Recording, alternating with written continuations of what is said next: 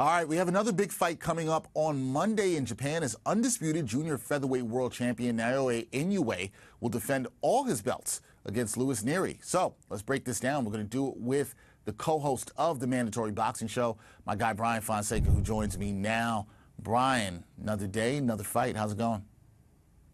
Anytime Naoya Inoue fights, it's a major, major event. So very, very happy to be talking about him. Yes, it is. And his rise has been really exciting to watch and what he's been doing over in Japan. And anyway, he's been dominant. 26-0 with 23 knockouts, Bryan. What makes the Japanese boxer, for those who don't know, what makes him such a formidable champion? He's good at everything. He's super calculated, smart defensively. He's an expert counterpuncher. He's an elite body puncher. He takes his time and goes in for the kill when necessary. Like, he's not somebody who's reckless. He'll take chances, but he's very, very calculated when he does them. He doesn't really lose rounds either. He's not one of these guys who gives up rounds ever, if on purpose. And he's just so dominant. And he's done it against guys who are legitimately like the best in his weight class. He's beaten Stephen Fulton. He's beaten Marlon Tapales, and Nery is a big puncher. Like, this is a dangerous fight, but one that I and many others think Naoya Inoue is going to navigate again, because he's pound for pound #1 or #2 in the world, the other being Terrence Crawford. It doesn't matter really how you rank them, because I think those are the consensus top two, with Alexander Usyk being next. But no, Inoue's just that good. He's good at everything. He's a complete fighter, and he's in the prime of his career. Now, on the other side, Nery, right? 35-1, 27 knockouts. So he's got a strong knockout record himself. How does his power compare to the other opponents that Inoue has faced before? I think Inoue should deal with this fine, but Nery is a dangerous puncher. Like, he's a big puncher. He's gotten a big knockout streak, as you said. He's gotten a few leading up to this. He's only been stopped once in his career, and that was by Brandon Figueroa, who is a world champion in his own right. Like, that's a legitimate loss. It wasn't like he lost to a journeyman or something along those lines. Like, Nery has real power, and he is a very good body puncher. He's also a southpaw, which is going to be interesting for Naoya Inoue to get a second consecutive look at that. Marlon Tapales was a southpaw. He beat him last time out in December when they fought. Naoya Inoue kind of wrecks southpaws, though, so that's something that's going to be very, very interesting to watch play out. And Nery defensively is going to have his challenges here, because he leaves his body exposed a lot, and that's something that Naoya Inoue could pick apart. But ultimately, yeah, Inoue does have to be careful with the power, particularly when he gets on the inside, which is where Nery is going to want this fight. Yeah, Nery has power. You definitely have to respect and watch in this one. And we know both fighters, they have power. Inoue has shown also elite precision, as you mentioned before. But what does each fighter need to be wary of from their opponent in this matchup?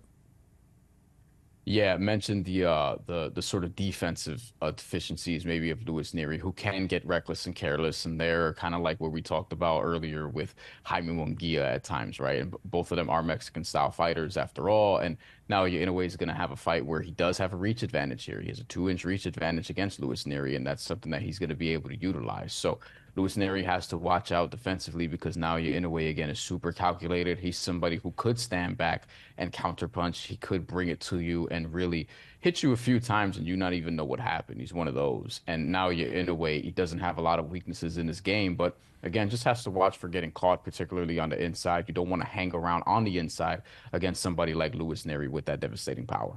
It's got to watch out for that for sure. And look, Bryan, this is a big one for the folks that don't, not just because of the impact of Inoue, but this matters a ton in Japan. There's going to be a lot of eyes on this fight. So with all that being said, who do you predict will come out on top in this fight, and why?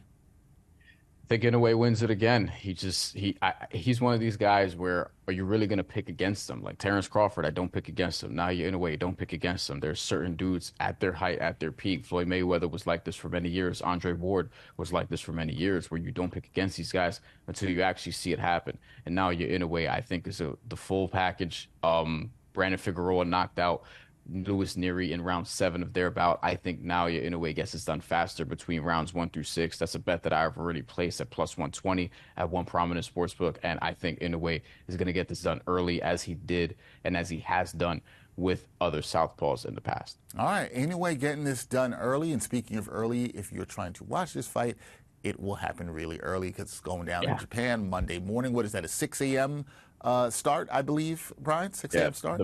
Eastern? The main card is gonna be at like 4, but this fight will probably be like 6, 6:30, 7 o'clock. You got to get up early. You just got to get up early to watch it, but it'll be worth it because Inoue is a star and he knows how to put on a show.